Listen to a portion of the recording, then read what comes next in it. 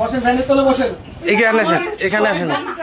আমার বদলি করবে ফটো আমার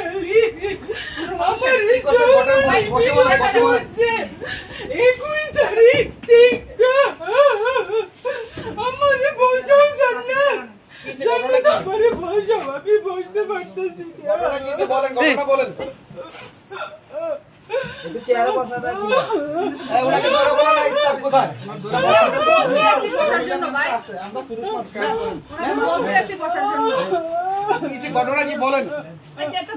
আমার তুলো আমারে ধরে চেহারাতে বসা আপনারা হাতে ধরে সমস্যা, হাতে ধরে বলেন না। অন্য একজন কেউ ম্যাম আছে? কোনো ম্যাম আছে? কোনো ম্যাম আছে? এই মহিলাটা স্টাফকে ডাকো। আমি একটু ধরেও ধরো। আমার বাচ্চাটার কি হইব ম্যাম ধরুন। আমার বাচ্চাটার কি এখানে হইব আমার সংসার আমাকে যৌন নিপীড়ন করা হয়েছে আমাকে যৌন হেনস্থা করা হয়েছে এই এক্সিডেন্ট অবৈধভাবে অফিসের উপরে থাকে আপনারা ভিডিও করেন যায়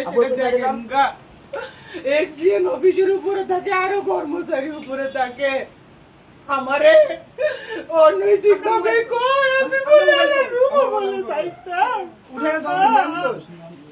উঠে বসেন না ম্যাম তো। হয়রানি করতে কবে? হয়রানি করতে কবে?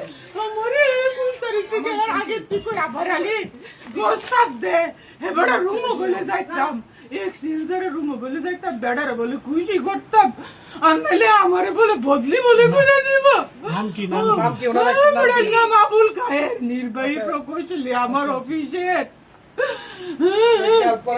এরপরে স্যার আপনাকে কি বললো? আমারে পানি দাও জান্নাত আমার কি গলা বলে? শুকিয়ে যেতেছে আমারে আরে, পানি দাও ওনার অভিযোগ ওনাকে বলতে দেন। এরপরে এটা উনি করছে কি হ্যাঁ, আপনার বিষয় না, এটা ওনার বিষয়। এরপরে স্যার আছে।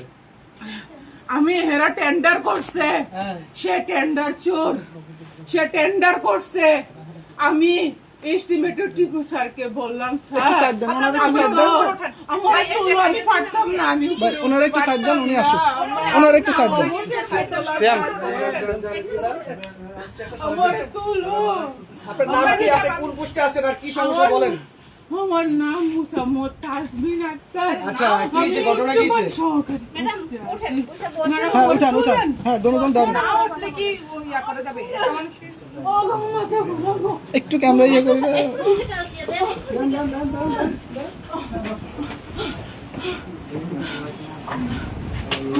চশমা দেন আমি চশমা মনে হয় ওয়াশরুম ওয়াশরুম। আপনাকে এই প্রস্তাব কবে করছে? আমাকে উনি অফিসে আসার পর থেকেই করতেছে কবে, মানে কত মাস, কত দিন? এটা প্রায় 2-3 মাস ধরে উনি এটা করতেছে তো যাক এটা যেহেতু কোনো লিখিত প্রমাণ নাই উনি আমাকে মৌখিক ভাবে বলে উনি তো অনেক চালাক উনি আমাকে মৌখিক ভাবে বলে এই জন্য আমি আর এটার পদক্ষেপ নিতে পারতেছিলাম না সেই কারণে আমি চুপ ছিলাম কিন্তু আপনার উদ্যতন কোনো কর্মকর্তাকে জানাইছিলেন?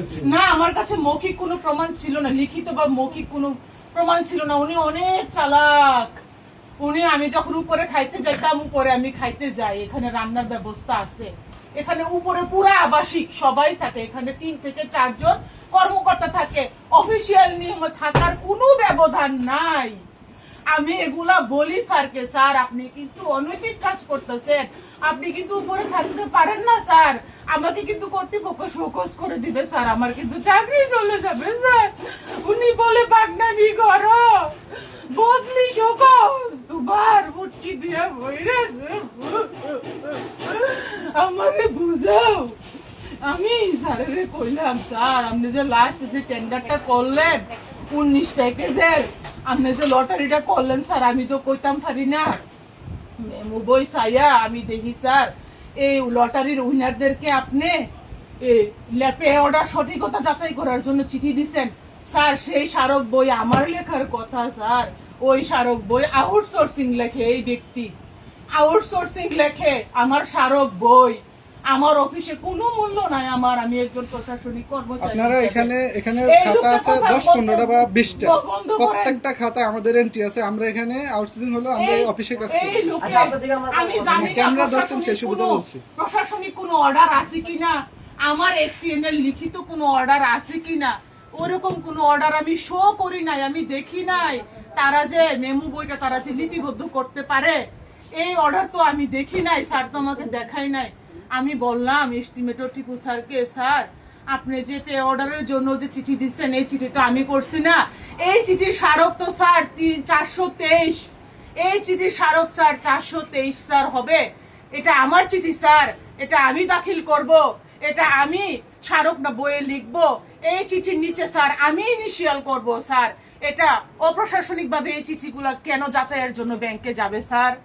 তখন টিপু স্যার আমাকে বলে, নয়া ফুন্দে বাল উঠছে, অফিসারকে আসেন কাউন্টার করতে, চার্জ করতে। আমি বলি স্যার আমি তো আপনাকে চার্জ করতে পারি না, আমি কর্মচারী স্যার, চার্জ করার ক্ষমতা স্যার আমার নাই।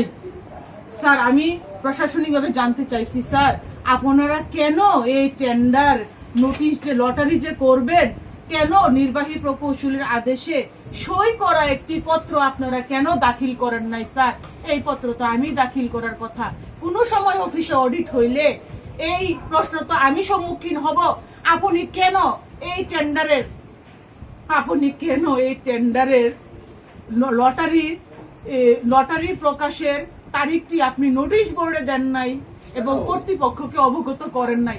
তখন কি আমার চাকরি থাকবে?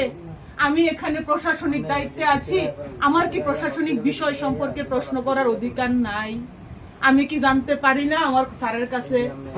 পারি কি না? আপনাকে কি হ্যারাসমেন্ট করছে? হ্যারাসমেন্ট হয়েছে,